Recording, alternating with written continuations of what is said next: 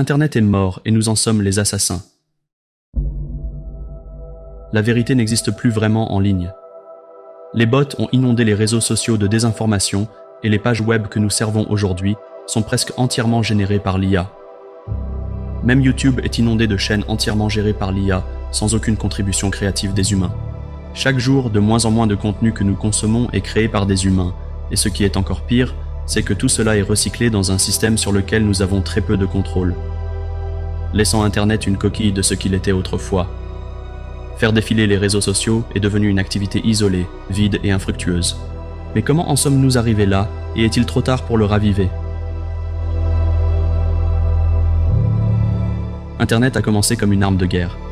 Pas une guerre militaire explicite, mais une bataille technologique pendant la guerre froide, entre les États-Unis et l'Union soviétique.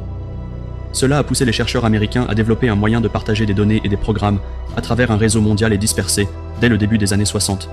La première version de l'Internet créée par deux universités, l'Université de Californie et Stanford. Des messages simples pouvaient être communiqués entre elles, mais ce n'était rien comparé à ce que nous avons aujourd'hui. Tout au long des années 70, cependant, ce réseau a continué de se répandre via l'utilisation des lignes téléphoniques. En 1983, il n'y avait que 500 hôtes informatiques connectés.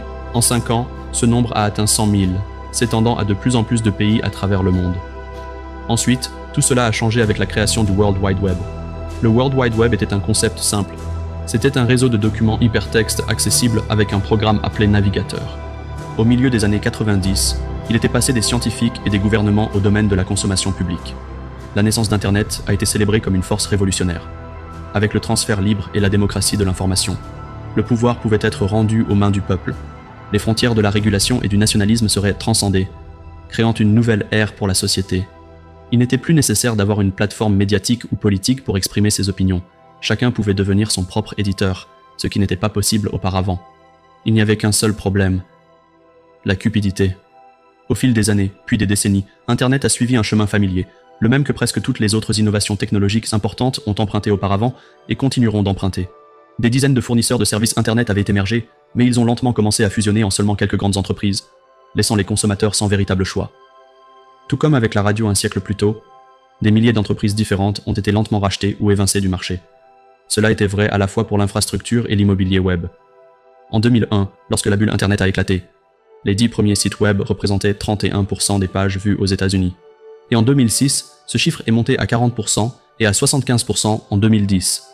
En même temps, les iPhones et les appareils intelligents ont changé notre relation avec Internet. La navigation sur le web mondial est devenue moins courante à mesure que les gens se tournaient vers des applications semi-fermées, et en 2010, ces applications représentaient moins d'un quart du trafic Internet. Aujourd'hui, c'est 90%. Garder les utilisateurs dans les limites des applications a rendu la publicité plus efficace. Ayant créé un écosystème entièrement nouveau, Apple était en passe de devenir l'une des plus grandes entreprises du monde grâce à ce système fermé. Après l'éclatement de la bulle Internet, seules 5 entreprises technologiques ont réussi à survivre et prospérer. Google, Amazon, Apple, Facebook et Microsoft. Les 5 grands sont désormais pratiquement impossibles à éviter sur Internet, que ce soit par la publicité, le commerce électronique ou les hébergeurs de cloud computing dont dépendent les sites web. Cette domination technologique a changé notre société de façon permanente, et alors que ces géants de l'industrie se livrent à une course aux armements technologiques pour la prochaine grande arme à vendre aux consommateurs, à savoir l'intelligence artificielle, les derniers vestiges d'un Internet utopique pourraient être perdus. Connexion et vérité. Près de 5,5 milliards de personnes ont accès à Internet, et l'utilisateur moyen passe 6 heures par jour en ligne. C'est de loin le plus grand marché du monde, et malheureusement, la marchandise la plus précieuse de ce marché est votre attention. Les vues, les likes et les avis valent leur pesant d'or, ce qui a conduit à un énorme marché douteux pour toutes sortes d'engagements. L'argent a transformé Internet en un système hiérarchisé, propice à l'exploitation. Créer une chaîne ou un profil de médias sociaux réussi peut être un investissement lucratif à long terme. Avec quelques clics et quelques dollars, n'importe qui peut acheter des milliers de streams Spotify, de likes Instagram ou de vues YouTube. Comment les entreprises peuvent-elles offrir ces services ? Eh bien, employer des milliers de personnes pour cliquer manuellement sur les publications serait bien trop coûteux. À la place, elles utilisent des bots, des logiciels automatisés et non intentionnels. Lorsqu'ils sont ciblés, ils interagissent artificiellement avec la publication, la propulsent dans les classements et attirent plus d'attention. Les sites web font de leur mieux pour éliminer les bots, mais il est presque impossible de tous les supprimer.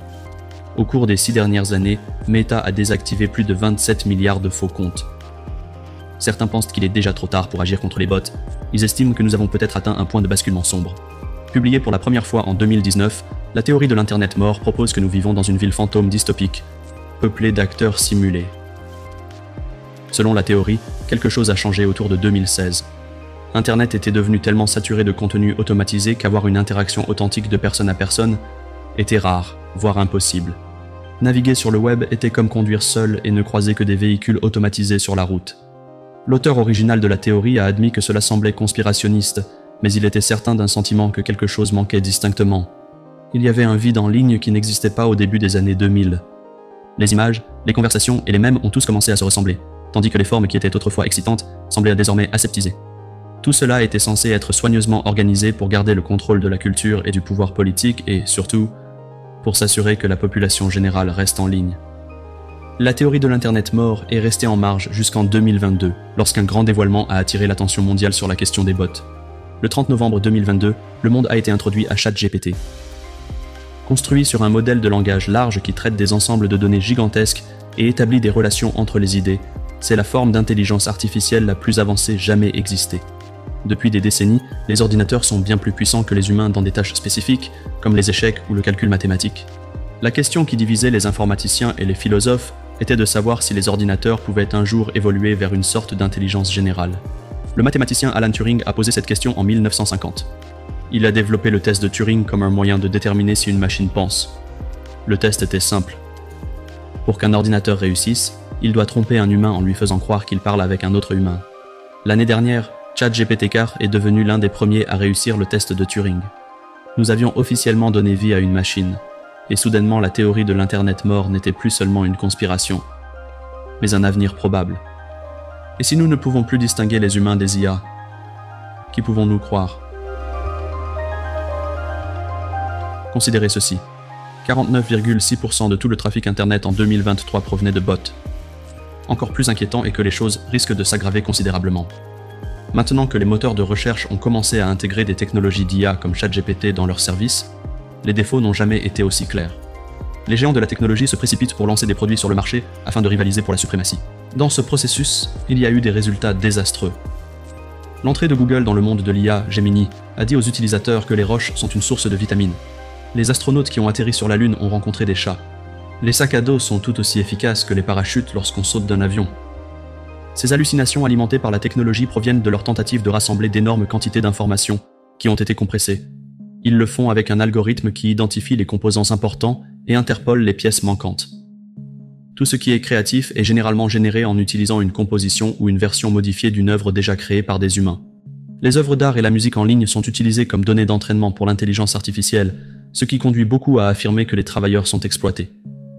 Des centaines d'artistes soutenus par l'Artists' Rights Alliance, une organisation à but non lucratif, ont signé une lettre ouverte cherchant à empêcher l'IA de saboter et de saper les artistes. De plus, ces modèles ne savent pas comment juger si une source est digne de confiance ou non. Au lieu de cela, ils gravitent vers des réponses populaires, qui peuvent aller de revues académiques fiables à un mème créé par un adolescent de 17 ans pour gagner du karma sur Reddit. Un individu a créé un faux site web conçu uniquement pour piéger les crawlers. Ce sont des programmes automatisés couramment utilisés par les moteurs de recherche pour télécharger systématiquement le contenu des pages web. Ils ont réalisé que le bot GPT collectait environ 3 millions de pages de leur site chaque jour. C'était une petite fenêtre sur la qualité des données qui sont extraites par les IA de chatbot pour former leurs réponses. Ce qui n'est pas exactement un signe positif. Ce qui est encore pire, c'est que comme une grande partie d'Internet est déjà de l'IA générative, la prochaine génération d'IA utilisera le contenu créé par les générations précédentes comme ensemble de données d'entraînement. Et à chaque génération qui passe, le travail produit par ces outils d'IA sera de moins en moins humain. Les résultats de recherche seront remplis de contenu généré par l'IA, et trouver des sources fiables deviendra encore plus difficile. Le mot robot a été utilisé pour la première fois dans une pièce de science-fiction tchèque appelée Rossum's Universal Robot. Il vient du mot tchèque robota, qui se traduit vaguement par esclave. C'était une bonne description des robots mécaniques utilisés dans la production. Ils étaient simplement des outils comme un marteau ou une calculatrice. Cependant, à mesure que les robots sont entrés dans le monde numérique, la relation entre maître et esclave s'est estompée. Les médias en ligne sont déjà largement contrôlés par l'intelligence artificielle. Des programmes automatisés puissants déterminent si le contenu réussit ou échoue. Les annonceurs perdent des millions pour que des professionnels déchiffrent le code des algorithmes mystérieux. Parce qu'ils changent constamment, ces programmes créent essentiellement un processus de fonctionnalité interne secret, même pas connu de ceux qui les conçoivent. Laissés à la merci des superordinateurs reconnaissant les motifs, notre comportement a été façonné autour d'eux. Les sites de médias sociaux sont passés d'un engagement social authentique à la priorité des modèles axés sur la consommation. Tant qu'ils peuvent vous garder en ligne, c'est bon pour les affaires. Pendant ce temps, les algorithmes traitent des ensembles de données inimaginablement vastes pour créer des profils de vous en tant que consommateur, catégorisant votre comportement en ligne pour créer des publicités personnalisées. Il suffit d'un seul clic pour remplir votre fil d'actualité avec un certain sujet, vous incitant à consommer davantage. Le système récompense les copieurs et les imitateurs qui observent le contenu à succès, et ils n'ont pas le choix. Pour survivre, les créateurs en ligne, les influenceurs et les marketeurs doivent constamment chercher l'approbation de l'algorithme. Au final, même les humains qui créent sont forcés de produire du contenu générique et non original. Et il y a une raison pour laquelle les gens se plaignent de la MrBeastification de YouTube. Mais qui peut-on blâmer ? Quand un créateur a l'impression que la seule façon de réussir est de satisfaire l'algorithme tout-puissant et qu'il voit à quel point Jimmy Donaldson y parvient, pourquoi ne devrait-il pas le copier ? Comme l'a soutenu Friedrich Nietzsche, les gens ont tendance à suivre le troupeau pour se protéger, craignant de montrer leur authenticité et d'affronter la vérité. Avec cela vient le nihilisme, où le troupeau dérive sans but, sans signification ni certitude.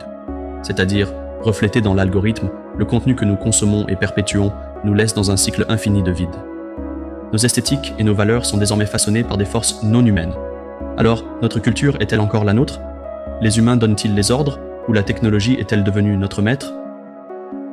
La commercialisation d'Internet, la concentration de quelques entreprises et la création d'un outil génératif rapide mais dangereusement inexact nous ont donné une technologie qui manipule nos faiblesses les plus profondes. L'émergence d'armées de bots offre un raccourci pour le développement commercial. L'IA offre un raccourci à la créativité. Pour la production de contenu de faible qualité, des algorithmes puissants ont alimenté notre addiction au contenu court. Internet est-il devenu une réalité soigneusement construite qui nous est présentée à tous ? Pas dans la mesure décrite par la théorie de l'Internet mort, mais à mesure que l'intelligence artificielle se répand sur Internet, notre sens de la réalité est sérieusement ébranlé. C'est un signal d'alarme pour changer de cap avant qu'il ne soit trop tard. Pour garder Internet en vie, nous devons avoir le courage de nous éloigner du troupeau, reconnaître que les systèmes actuels ne fonctionnent pas, et que l'humanité est plus importante que le profit.